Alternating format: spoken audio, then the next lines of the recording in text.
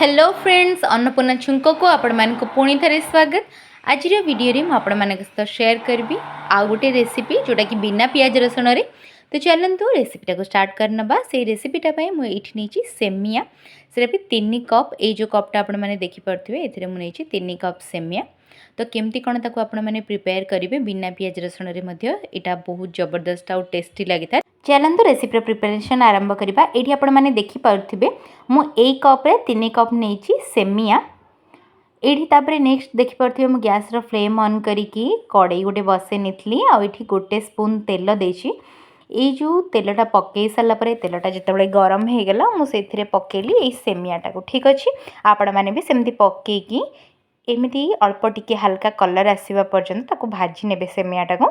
तापर सेमियाटा जिते भाजी होती कलर आसला आपण मैंने बाहर करके ठंडा करने रखिदे।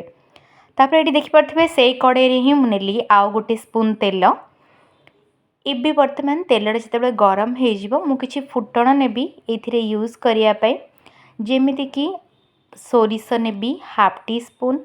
तापर बिरी डाली चना डाली हाफ स्पून ये आपण मैंने देखिपे यहाँ। तापर नेक्स्ट ये नहीं मो बादाम जोटा कि नहीं गोटे स्पून।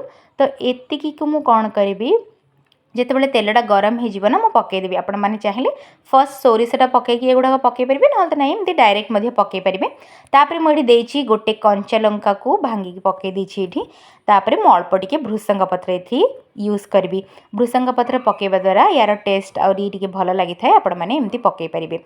जदि पियाज रसुण रे आपण मैंने एटा रेडी करेंगे तो पियाज तारे यूज करेंगे। एगुड़ाक पकई सारापर पियाजटा को पकईकी भाजी ने। किंतु ये मुझे पियाज रसुण यूज करूनी तेणुक यहाँ प्लेन एमती भाजी नौची। ये आउ टिके भल लगे बोली ये अल्प टिके आलू एमती काटिकी पकई नौची। तापर नेक्स्ट ये आलूटा अल्प भाजी हवा पर्यंत ये मुझे भाजी नेबी। तापर ये आपण मैंने देखिपे मु गोटे बड़ टमाटो को काटिकी रखी सेटा को बर्तमान ये पकई नेली। आलू आपण को सिझेबा किसी दरकार नहीं कहीं अल्प टिके फ्राए करदेला आम मैंने पानी पकईला से फुटिकी सिझीज। तापर ये मुझे देली हाफ टी स्पून हलदी गुंड। तापर मुझे यूज करी गोटे स्पून लंका पाउडर। आपण मैंने राग अनुसार से ने मुझेतु खाली कलर पाई नहीं यहाँ मु कश्मीर रेड चिली पाउडरटा नहीं। ठीक अच्छे तापर ये मुझे हल्का टिके जीरा पाउडर हल्का टिके धनिया पाउडर। तो एतिकी पकई सारा मुझे पानी देदेली जेहेतु मुझे 3 कप नहीं सेमिया तेणुक नेबी 3 कप पानी।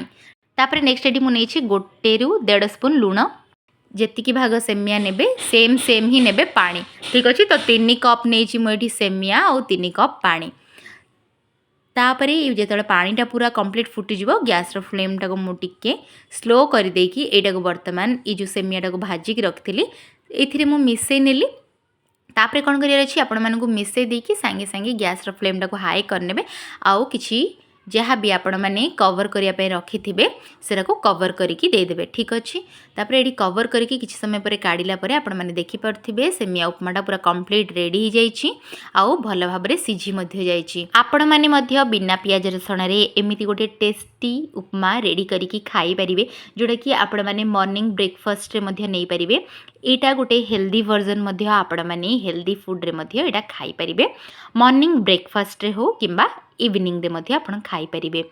हो फ्रेंड्स आज ये सिंपल रेसिपीर प्रिपरेशनटा आपण मानकु भल लगी जदि आपण मानकु रेसिपीटी भल लगिला ताहले मो चैनल को सब्सक्राइब करदेवे। वीडियोटी को लाइक शेयर करने को जमारू भूलें। ये आपण मैंने देखिपे आपण मैंने जदि सुजी बनइबे तो सुजी रे गोटे को 2 कप पानी यूज करेंगे। माने सुजी जदि गोटे कप नहीं पानी 2 कप किंतु सेमिया रे गोटे कप सेमिया हेले गोटे कप पानी नियंतु। आउ जमती आपण मानक कहली आपण जदि मो रेसिपी गुड़ाक देखापी चाहूँगी ताहले बेल आइकन को प्रेस करके ऑल नोटिफिकेशन को क्लिक करदेवे। मोर सबू रेसिपीर नोटिफिकेशन आपण मानक पाखे पहुँची जीव।